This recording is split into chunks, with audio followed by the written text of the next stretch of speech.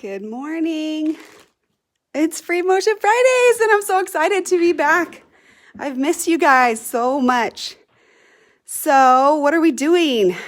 I thought today we would play with hexagons. So, I've got one right here. I've printed one out. And hexagons are tricky. They can be a little skewed if you don't have the measurements right. So, I thought real quick, I'll just mention I have a tool that can be really helpful.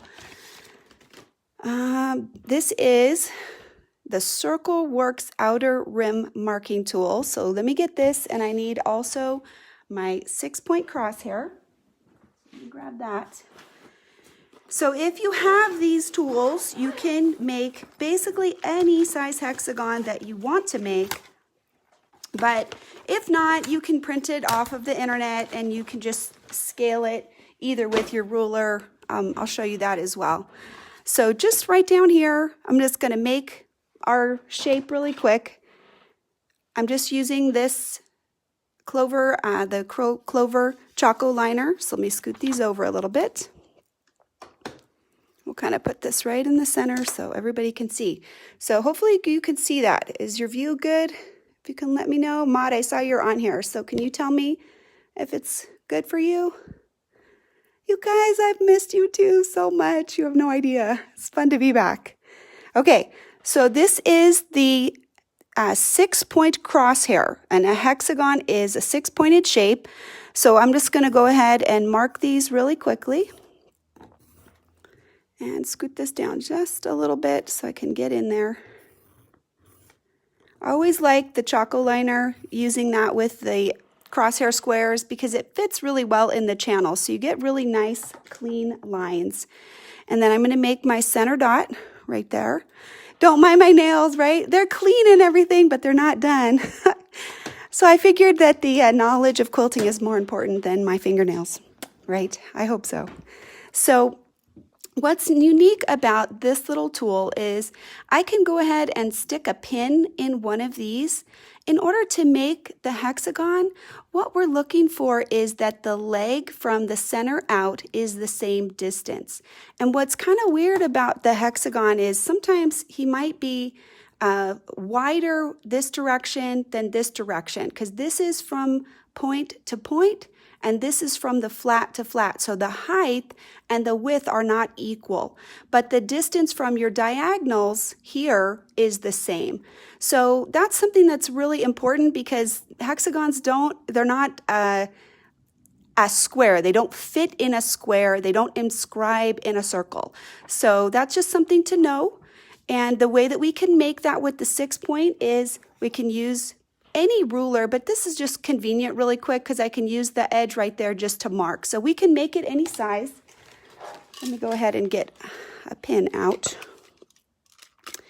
And some ideas, I'll just talk about ideas as we go in terms of where you could put these. So if you're working with a lot of negative space, one of the fun things to do is just randomly put some hexagons in that negative space and quilt them, and then you can fill in around those areas, and that makes a really unique fill. And what happens with the hexagons is they become the focal point, which is always good to have. It's good to have somewhere for the viewer's eye. I cannot get that pin in. One more try. We'll just go back through the top. I can't do it. He's just making my life difficult. So I'm going to hold it carefully and flip him over so he'll behave. All right, pretty good. I think we got him there. Okay, so I'm just going to put this on, and I don't think it really matters what the numbers are, but you know, if you're looking for a specific measure, you can get that from this. We're just going to try and use as much space as we can. So I'll just make the mark there. Then you just turn it, make the mark. You're going to turn it. So each time, what this is giving me is that the leg is going to be the same distance, right? That's the whole purpose of this little Crossworks Outer Rim tool. He's just measuring our distance from the center. Okay? So if we were making that hexagon, what we're going to do is just connect these dots right here. Now we could sew them or we could just mark them. I'm just showing you the relationship so that you would understand. If you wanted to make hexagons, you could make them any size. And what your size needs to think about is, are you concerned about how long this is? Because this would be like 5 inches, 6 inches, 4 inches, whatever. But then the height is not the same. So if your height is what you're measuring, then you would just make this 6-pointed and you could make the height your boundary. So then that could be how long that is. Like if your boundary was right there, then this length from here to that boundary, that would be how long it would be. And that would be then 2 times that would be your height. Okay, so those are just some ideas. I've done it in PowerPoint. This morning when I was doing my little hexagon, I'm going to show you, he wasn't the right size. So he was making me crazy. I couldn't scale him to make him bigger. So he was making me angry. So I literally stuck a piece of paper underneath there and I just used the ruler and I just cut 1 inch bigger all the way around. So what kind of marker am I using? This is the Boheen chalk marker. This is a ceramic chalk pencil and it does erase. You can see it's got an eraser right there. And the lead is very fine. This is, I don't know, like 0.5 or something like that. So it's allowing me to make a very fine mark right here. This is the mark. This one right here is from the Choco liner. Okay, and the difference between these, the reason I use this one fits in the crosshair square really well, and it makes this beautiful, sharp, clean line that fits right in that little track. So I generally have this available all the time whenever I'm working with the crosshair square. And mine had pink chalk in it. You can't buy it like this color with white. It has pink chalk, but I don't recommend the pink chalk because I had trouble getting it out. So I emptied it and I put this chalk in it right here. This is the Iron Off. They call it the Ultimate Pounce. This is the refill package, and I just refilled this. And that way, if I want to get that chalk marking off, I just swipe it with the iron, and it goes right away. Okay, so anyway, we showed you how to make this. This is the 6-point crosshair, and what you're looking for is the length from the center out to be the same. And then you would just connect all of the dots, and that's how you would make your hexagon. So I'm just going to make this one in case we want to sew in it real quick. I'll finish it. But what I was going to do is use my little template that I made, because those are a little bit smaller, but we'll leave this big one just in case.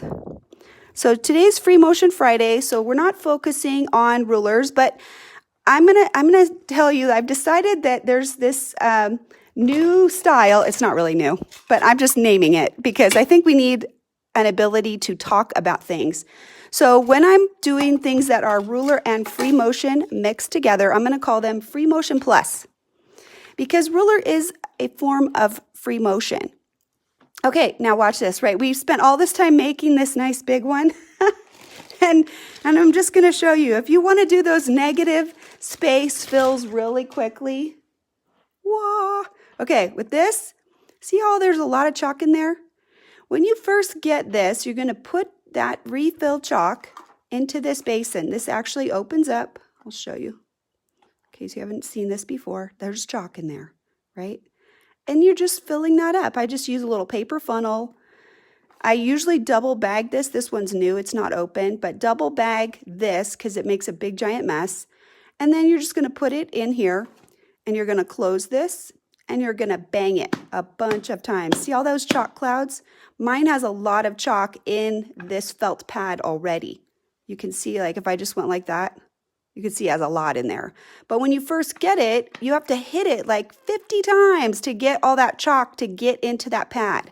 So I have people will say in class, oh, I use that. It doesn't work. It's no good.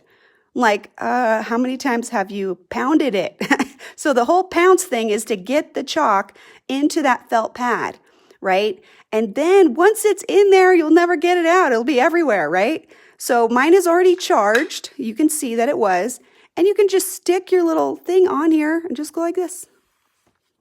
Right around the edges. Mine's kind of messy, but look at.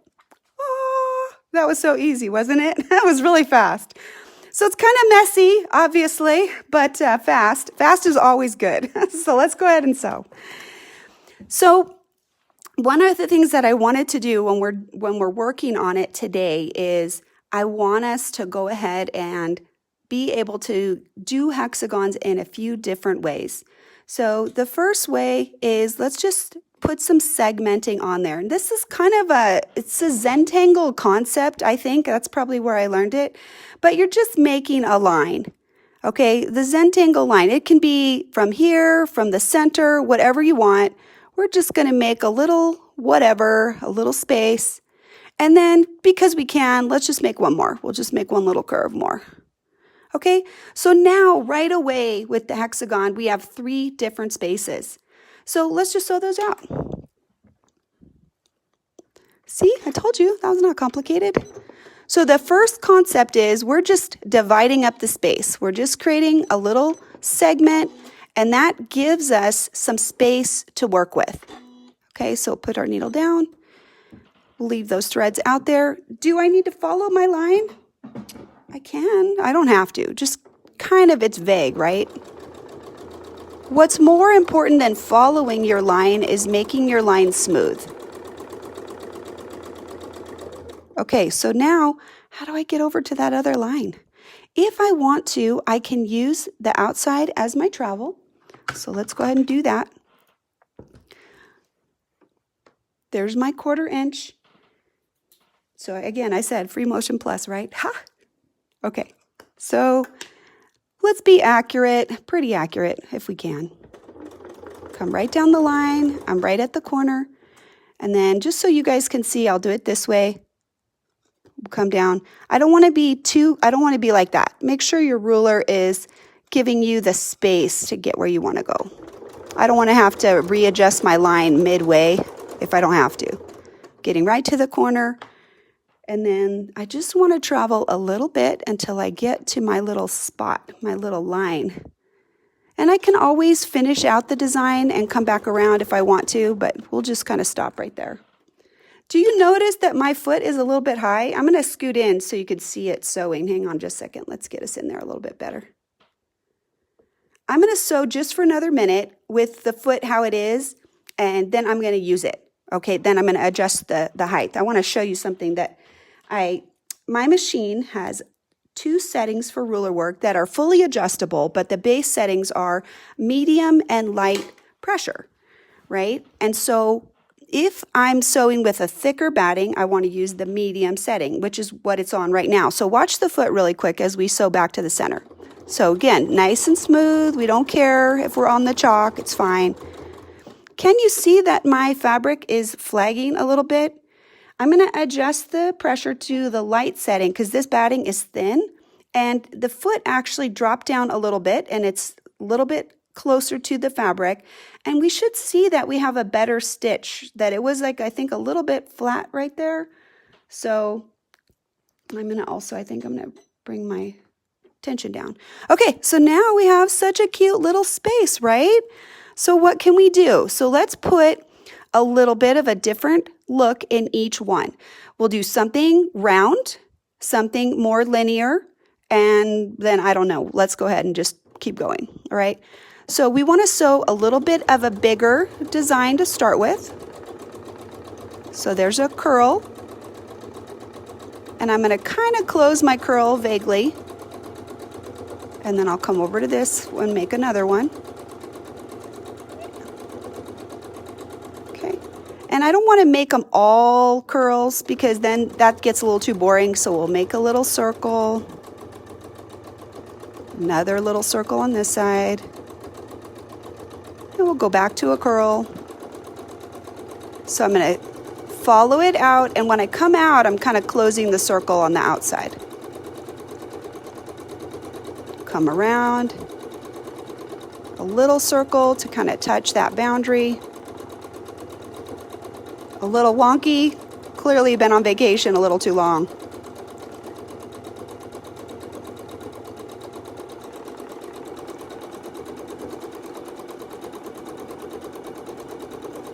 All right, and if you have extra space over here where you want to fill stuff in, we can just do some little echoing if we want to. And then just go into another circle. Figure eights for those circles to get us around.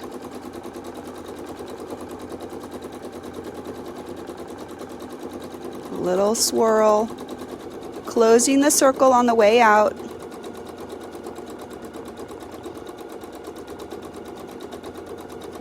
Coming back around.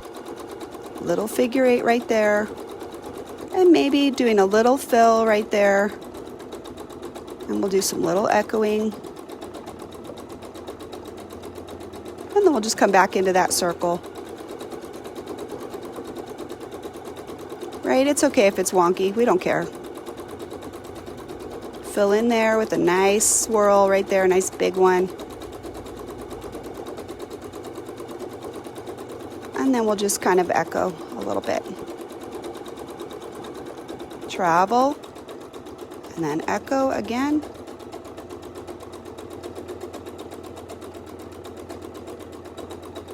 Okay, all right, so we're kind of back over to this other side.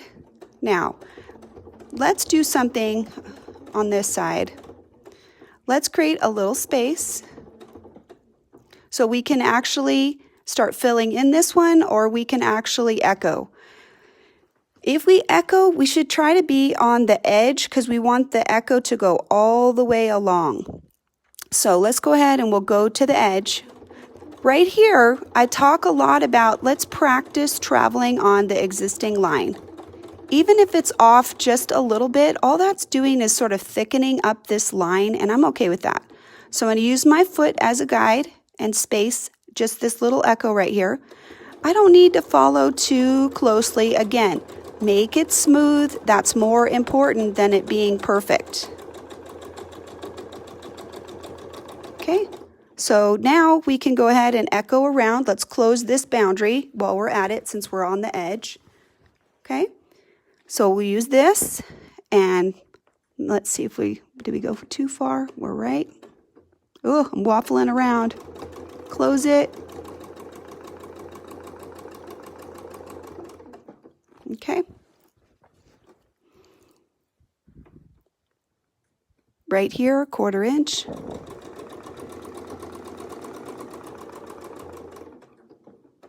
Okay, and then we'll just keep going. I think we'll go ahead and finish the whole area, and we'll close that.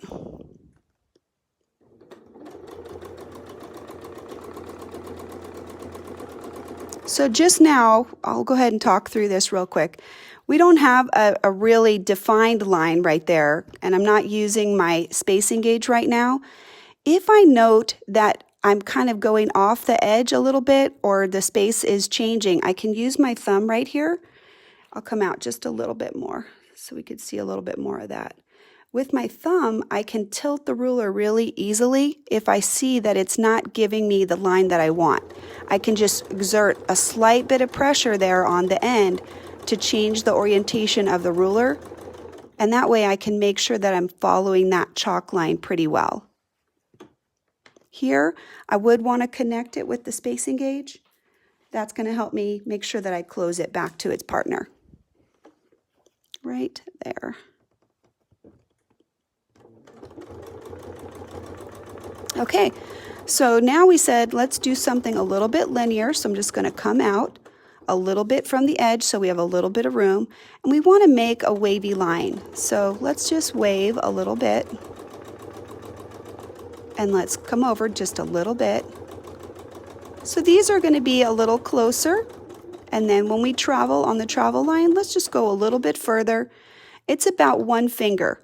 We don't need any fancy measuring. We can just use something simple like that, right? So my finger, that's about 1/2 inch, and then I kind of want to just follow the same path that's already on there, vaguely. It's okay, it doesn't have to be perfect. Coming back about 1/8, okay? And then again, just come around a little bit. Now we want to kind of fan this like that because we want to sort of fill it. So think about this as being a little bit linear. So we have to widen out at the back there so it can kind of go around a little bit. It's not going to be perfectly straight. So a little bit up, a little bit down, and a little bit of a stretch, and bring us out a little further. Okay, now we're back in our travel line, so let's just come down a little bit. Again, it's the one finger, and let's make the dip a little bit deeper because we were kind of getting a little flat, so I'm going to just elongate it just a little bit to kind of give us a little bit more fun. And then travel down. Here, if there was a gap between those two lines, I can go ahead and fill them in a little bit.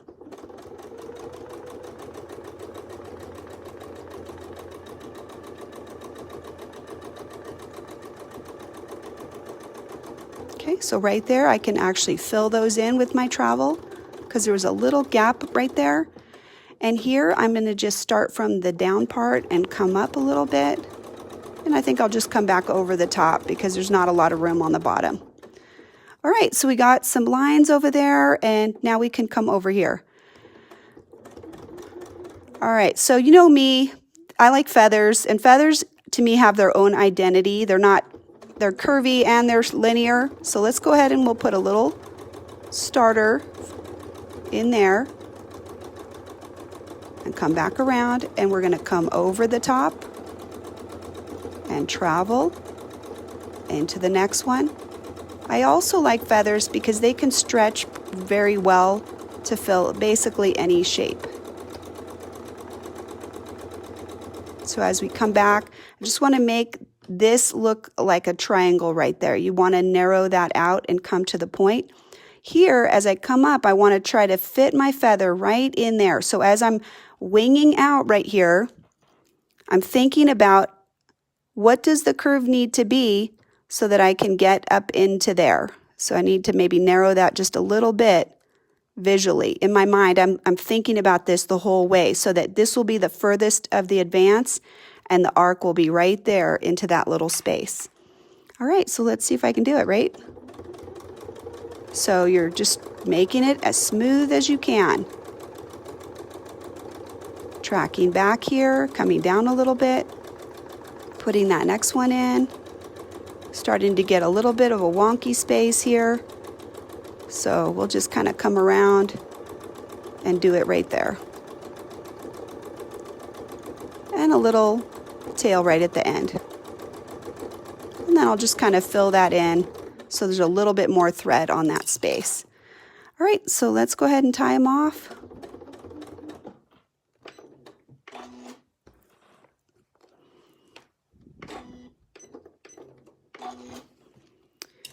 All right, scissors, where are they? All right, and then I'm going to go back and I'm going to actually check some of the feed. I've been talking a little bit, so let's go ahead and see what's what.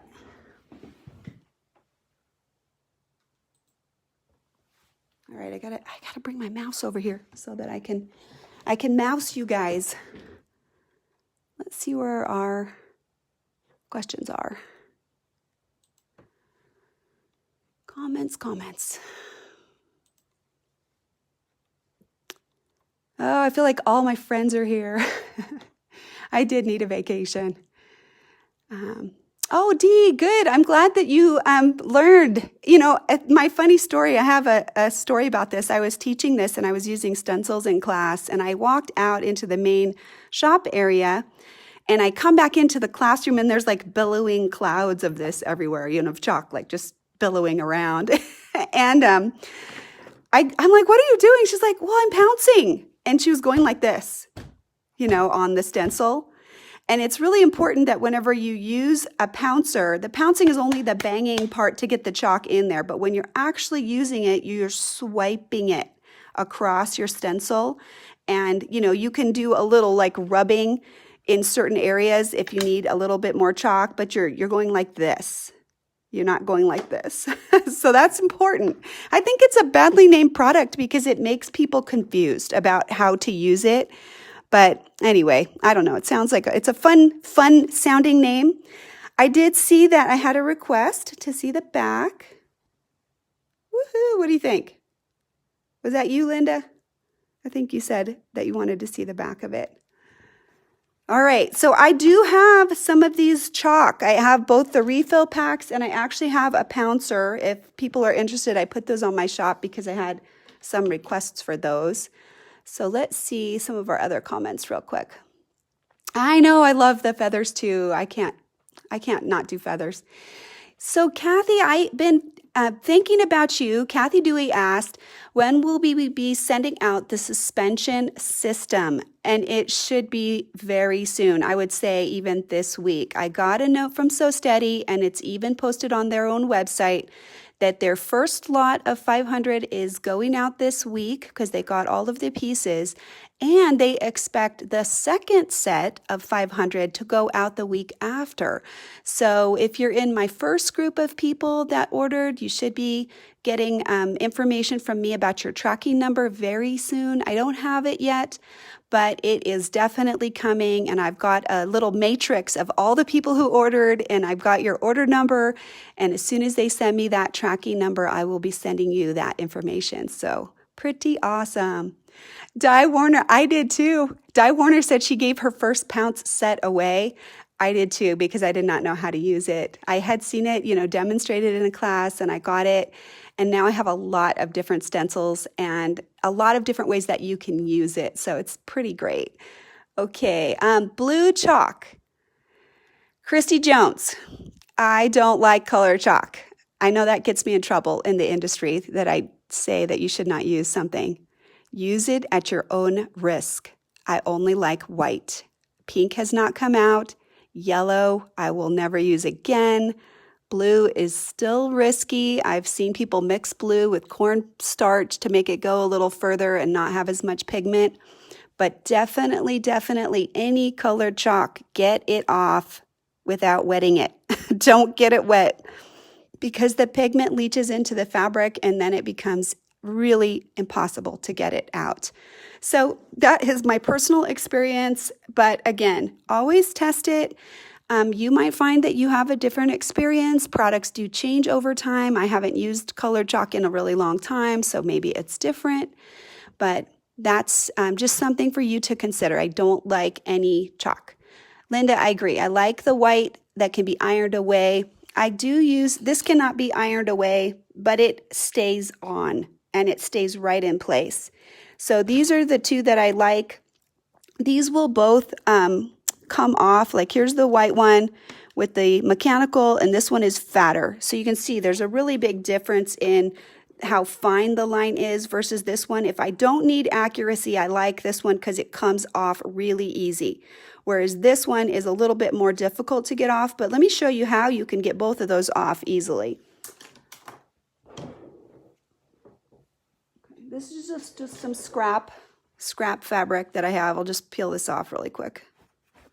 Okay, so this is a batik, but it won't matter. Just take a little scrappy piece of fabric and just go like this.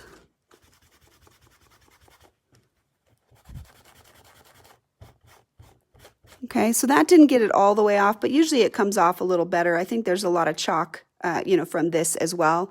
But I can take my little eraser and I can also rub on that, and that will get it off even more. Okay, so it's a little bit more work. That's why I like the iron off. I don't want to have to go back and get, if I'm using a lot of chalk, that's a lot of work to get that off. But typically these will rinse away. Yeah, so somebody, I'm trying to see who said friction markers. Let me see who said that. I'm not trying to make you feel bad, but my personal experience with friction pencils has not been good. So I don't use them. I personally do not, because I've had it ruin something. And one misbehavior, that's all I give it. I can't do a lot of extra time to prepare a fabric, like starch it a bunch of times to prevent that from getting into the fibers. I know that Donnell does that, and she does have good success, and she has a lot of information about how she does use friction pens. Everybody has their own tolerance for what they want to do as far as preparation, and I don't want to do any. I want the very minimal, and I want it to come out really fast and easy. So that's why something like this is going to work for me. So let's do one more hexagon. We can go ahead and use the one that we have here. And one of the things that I really like about the hexagon is that it has a natural segment and division. And so one of the things that we can really easily do here is we could put just some simple curvatures in here and some swags, and it will really make this very fun and easily defined. So let's think about the path before we start. If we are in the center and we want to travel to the next hexagon, we either have to get back to the center or we need to travel from the outside. So for example, if I go up and down, up and down, up and down, up and down, up and down, I'll get all of these legs, but that won't get me the outer area. So if I start here and I go into the center, I can do all of the center elements, and then I can come back out, and then I can go around. So let's do it that way. I think that'll make sense. Now, I'm going to just throw this out for your consideration. This is a long distance to make a pretty curve, so maybe we don't want to make a curve. So let's be a little bit more freeing and flexible. This is vaguely the middle, so I'll just kind of mark that. We're not making anything super pretentious and perfect. We're just having fun. But if you wanted this to be perfect, you could actually mark this with a circle, right? You could put your pin in and you can use your circles on quilts and you could mark it, or with that same tool that we did before with the Circle Works Outer Rim tool, you could mark the center of these right here. What I am marking is I want to make like a little bracket. So we'll just make a little bracket, and we want the tip of the bracket to be right there. Okay, so we're in the center. So I'm going to turn it so you could see better. And it's wonky. I don't care. I'm fine with it. But we don't want to go too far, right? Because we want to keep a little openness right here. So again, so a little straight coming out and up into our bracket, and then a little bit rounder right there. Okay, so that's what we're going to do in the center. And we'll travel out on this to get over here a little bit, because we're just going to make a curve right here. A little gentle curve, nice and flat, because we don't want to take up too much space. Oh, I messed up already. Okay, what I was trying to show you, I'm just going to go ahead and cut this rather than just compound the error. We were trying to get into the center, right? So that we could go around. That's okay. Stuff happens. I got talking. All right, let's just get this out of the way so we can keep going. We'll go back to the center. Right there. So what I was telling you earlier before I got so distracted is that we'll sew into the center and we'll do all of the center pieces, right? So a little bit flatter on the center right there as we come out, and then we'll come up into our point and come around to the bracket, and it's a little bit rounder right there and up and back to the center. So this is kind of a weird shape that we're making, but it's going to actually look really cute when we're all done. So a little flat right there, dipping and up to the point, and a little bit rounder right there, a little bit rounder. There's your point, and back to the tip.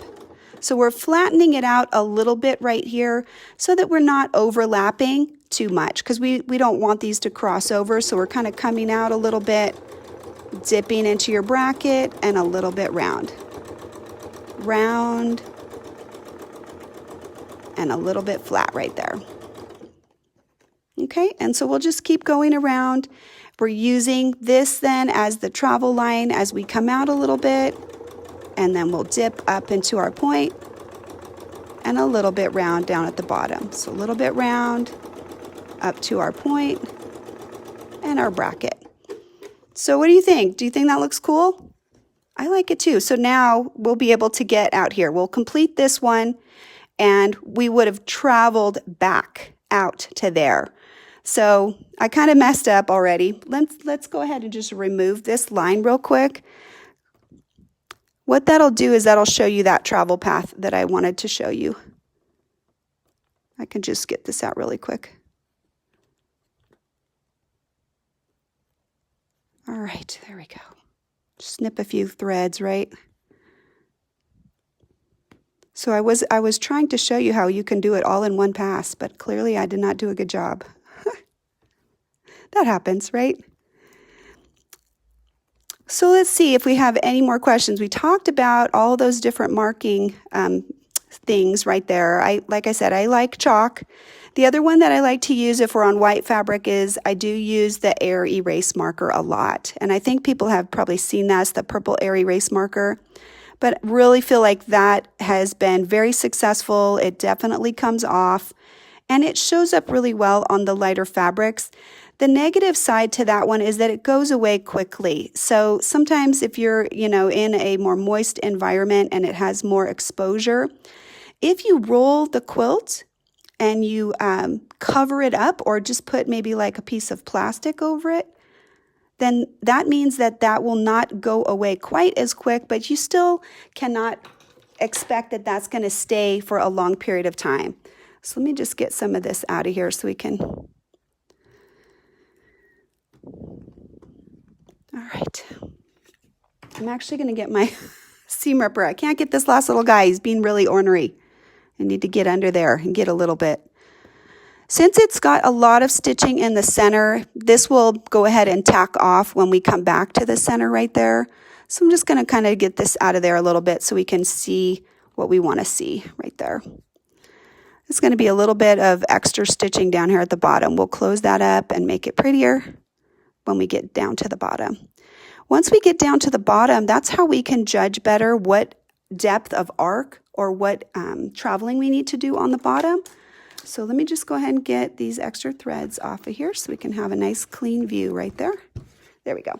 All right, and we'll deal with that later. But again, nice and flat right here. You can actually travel out a little bit on the existing line.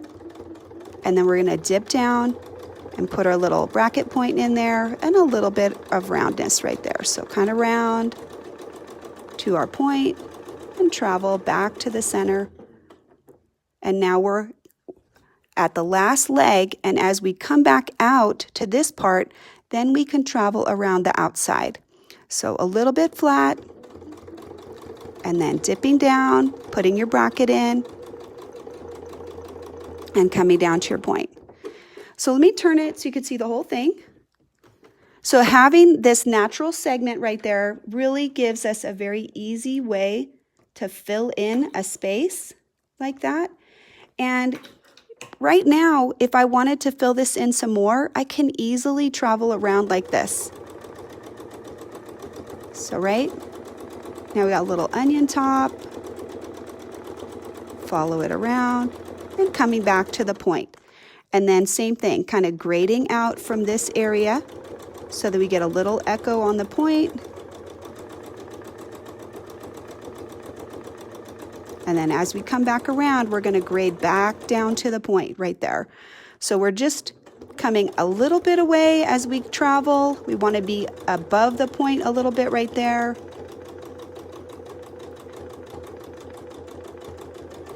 And as we come back, we're going to grade it right down to the point.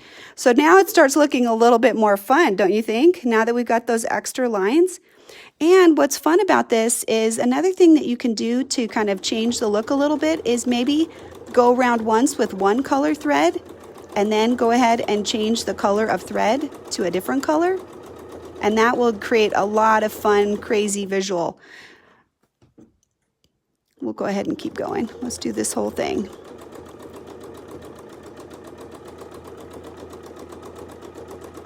This is really good practice for traveling along an existing line and controlling the look that you want to have. That's something that I think we all want as quilters. We want to be able to control the line and go where we want to go, make it look how we want to look. So if you have an existing line that you can follow, it's really good to practice. Okay, so I like that. I think that looks awesome. What do you guys think? I'm going to scroll down so I can follow you guys. Oh, are you in the desert, Joyce? Joyce was saying that Joyce Hatzel says that it takes days for the purple to go away. Hi, Bonnie. You forgot I was back today. Don't worry. You can go back and see it later. It's okay. Okay, so I love this. I think this looks really fun. We could end up filling in inside of here. From the position where we're at right now, you could actually fill in at the corners. What I think might be good is as we travel out here, this might be fun to put a few lines in. So I would say like 1, 2, 3, 4, 5, something like that, or maybe even go the other way. Let's do that. I think it'll look better if we go the other way. Let's go this like this. Then we won't have to worry about where it hits. So we'll actually fill it in like this. And we'll travel on the design about 1 foot space. So travel on the design, 1 foot space. So right here, I'm looking for the foot to touch the line, and that's how I'm going to space it. It's a little wonky right here. We'll have to get around this area. There's my foot space right there.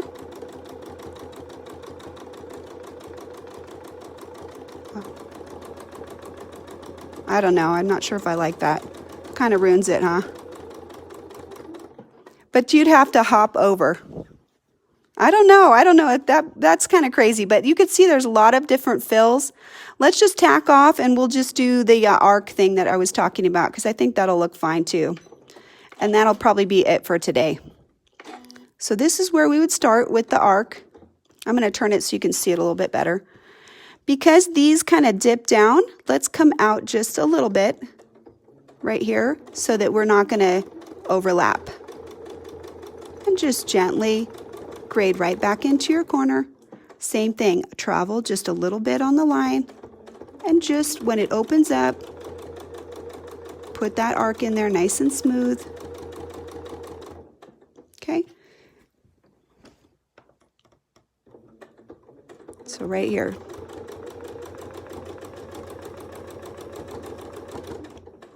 So here it's using 2 hands. I'm pulling this to try to just make that as nice and smooth as I can. I'll do it one more time as we go. So right now, I'm just going to shift a little bit up and down, and I'm trying to aim to make the peak of the arc right at the top and then just gradually smooth myself right over to it. So making that as nice and smooth as possible. So right on this one, if we do it in this direction, it's a little harder to see. So if your quilt is big and you don't want to shift, just move it just a little bit so you can get a little bit of this line.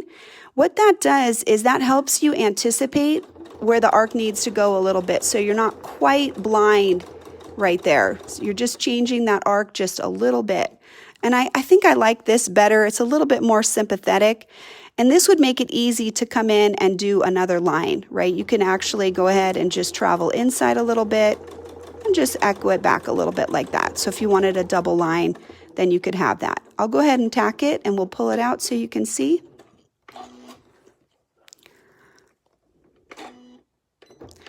If you have a lot of hexagons in a line and you want to do a chain of them because they connect, they can either connect here or they can connect on this side where they would be going like this. If you do half of it, so like if we filled in half of it, we can fill in the next half, the next half, the next half, and then you would come back along the top and fill in the other half. That would be a way that you could make it continuous when you have more than just one of these.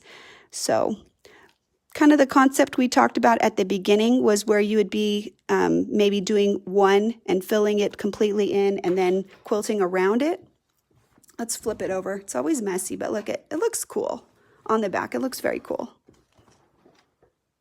So much chalk. Even that doesn't look bad, but I think I like the openness of the curves better. And I like that it's okay. It's a little bit wonky. It adds a little bit of movement. And it doesn't require that ultimate level of precision. So if I need that precision, what am I going to do? Probably use a ruler, right? So, I mean, I wouldn't necessarily feel like I need it to be perfect. I think it looks cute and fun. Let's see. I'm going to answer any last questions that we have real quick. Dandelion leaves. Sue, dandelions, of course. When I was a kid, that you would hold the dandelion up under your chin, and if it reflected yellow, you liked butter, except everybody reflected yellow. So everybody liked butter, even those who maybe didn't.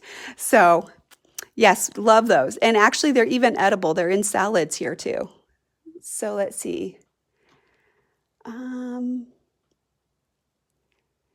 Yeah, Kathy, exactly. I mean, I think it looks really good. I think with the chalk, it looks really busy, but right here, doesn't that look fun? And I love this little onion top look right there. And, you know, if that was all quilted out, it would be totally fine.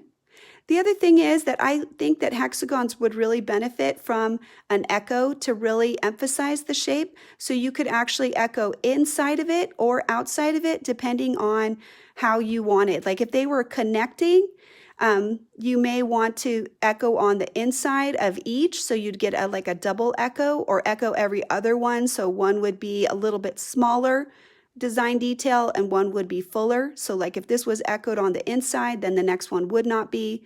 And that way you would have a little frame on alternating ones, but there would be a little visual space in between each of them. So that would be important. Yeah, just continue the echo or make a petal. I think that's a great idea, Jill. Echoing on the top edge. On the top edge. I don't know. Sue, I'm curious, can you draw that out? I'm not really sure what you mean, but I'm interested in what you mean. I want to find out. You kind of like the straight lines? I think if I like the straight lines, I want them to be straighter. I think I'd use my ruler and maybe make them closer together or make a pattern, make two close together and then a little space and two close together. So it would have a little bit more organization.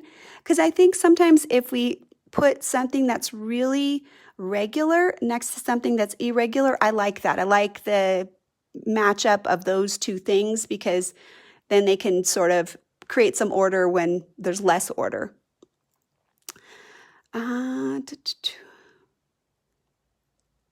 Variegated thread. Oh, I know, right? It's awesome. People are always asking me about my variegated thread.